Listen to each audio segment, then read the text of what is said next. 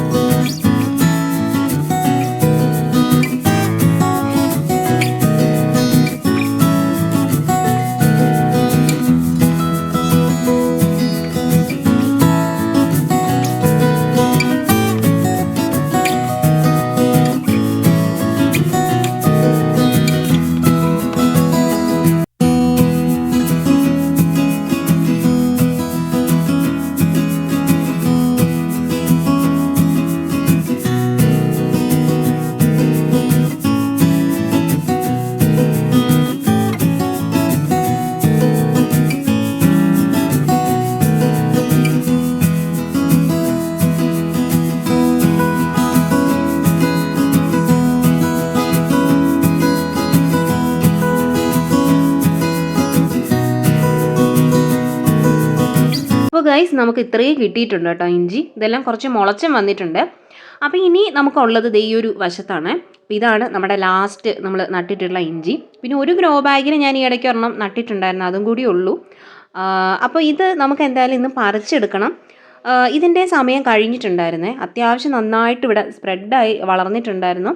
അപ്പോൾ ഇതിന് വളവിടുന്നതും ഒക്കെ അതിൻ്റെ വീഡിയോ ഞാൻ സെക്കൻഡ് ചാനലിൽ ഞാൻ അപ്ലോഡ് ചെയ്തിട്ടുണ്ടായിരുന്നു കേട്ടോ. അപ്പോൾ ഇതേ കണ്ടോ, നമുക്ക് അത്യാവശ്യം ഇതിൻ്റെ ഇലയെല്ലാം ഒന്ന് വാടി കഴിയുമ്പോൾ തന്നെ നമ്മൾ എടുക്കണം.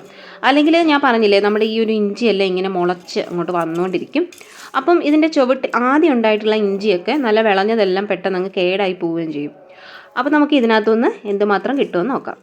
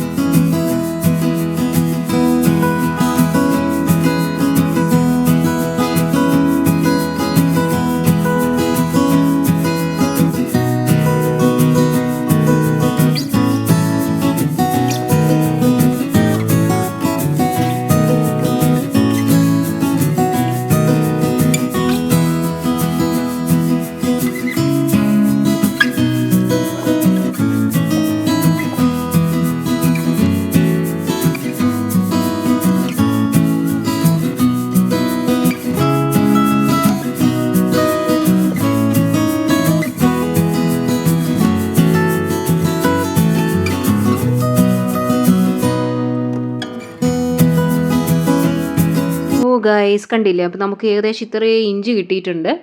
അപ്പോൾ ഇത് കണ്ടോ, ഇത് പകുതിയും മുളച്ചു വന്നിട്ടുണ്ടായിരുന്നേ. കുറച്ചും കൂടെ നേരത്തെ എടുക്കേണ്ടതായിരുന്നു. അപ്പോൾ അന്നേരം എടുക്കാഞ്ഞത് കൊണ്ട് തന്നെയാണ് ഇങ്ങനെ പറ്റിയത്. അപ്പോൾ ഇനി ഇത് ഞാൻ കുറച്ചതിൻ്റെ മുള കണ്ടില്ലേ, അതിങ്ങനെ കുറച്ച് ഒടിച്ചൊടിച്ചിട്ട് നടാനായിട്ട് പോവുകയാണേ. വളരെ എളുപ്പമാണ്. ഇഞ്ചി എല്ലാ പ്രാവശ്യവും നടുന്നു, അത് നമ്മൾ വിളവെടുക്കുന്നു. അതിൻ്റെ ചെറിയ പീസുകൾ ഇതുപോലെ മുളച്ച് വന്നിട്ടുണ്ടെങ്കിൽ നമ്മൾ അന്നേരം തന്നെ, പ്രത്യേകിച്ച് വളവും കാര്യങ്ങളും ഒന്നും ഇടണ്ട, നമ്മൾ ജസ്റ്റ് ഒന്ന് മണ്ണിലോട്ട് കുഴിച്ച് വെച്ചാൽ മതി. അത് അത്യാവശ്യം വളർന്നു വരുമ്പോൾ നമ്മൾ ബാക്കി വളങ്ങളും കാര്യങ്ങളും പച്ചിലകളും കരിയിലൊക്കെ ഒന്ന് ഇട്ട് കൊടുത്താൽ മതി. ചാണകപ്പൊടിയൊക്കെ ഉണ്ടെങ്കിൽ അതും ഇട്ട് കൊടുക്കാം. വേറെ അങ്ങനെ വലിയ വളമൊന്നും വേണ്ട. ഇപ്പോൾ തന്നെ നിങ്ങൾ കണ്ടില്ലേ, ഞാൻ ഈ ഒരു ഇഞ്ചിയുടെ കുറേ വീഡിയോസ് ഈ ഒരു ചാനലിൽ ഇട്ടിട്ടുണ്ട്. ചിലതിനൊക്കെ അത്യാവശ്യം നന്നായിട്ട് വളമൊക്കെ കൊടുത്തിട്ട് നട്ടിട്ടുള്ളത് കൊണ്ട് കേട്ടോ. അപ്പോൾ അതിനനുസരിച്ചിട്ട് നന്നായിട്ട് റിസൾട്ടും അതിന് കിട്ടിയിട്ടുണ്ട്. പക്ഷെ നമുക്കിപ്പോൾ ഒരു വളമൊന്നും ഇല്ലാത്തവരാണെന്നുണ്ടെങ്കിലും നമുക്കിപ്പോൾ കരിയിലയോ അല്ലെങ്കിൽ എന്തെങ്കിലുമൊക്കെ പച്ചിലകളോ ഒക്കെ ഇട്ടിട്ടാണെങ്കിലും നമുക്കിതുപോലെ ഇഞ്ചിയൊക്കെ നമുക്ക് വളർത്തിയെടുക്കാവുന്നതേ ഉള്ളൂ.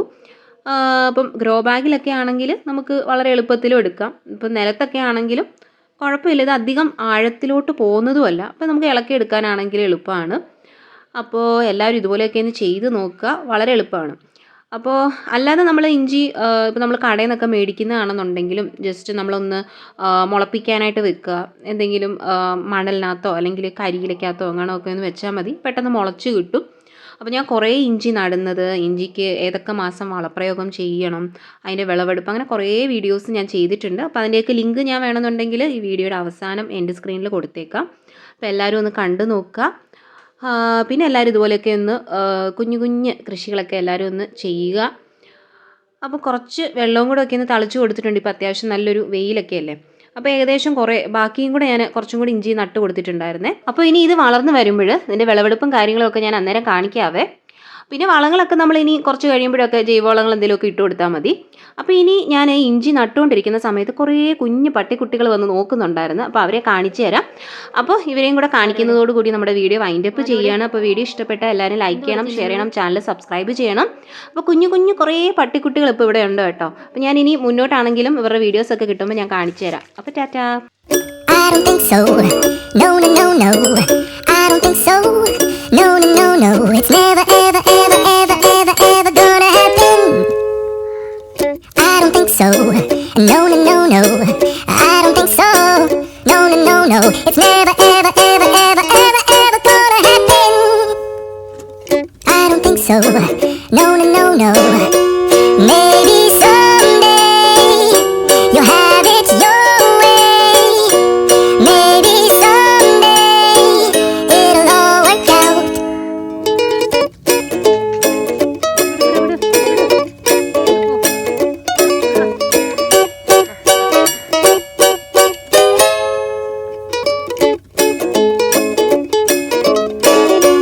Maybe someday you'll have it your way. Maybe someday it'll all work out. Until then, don't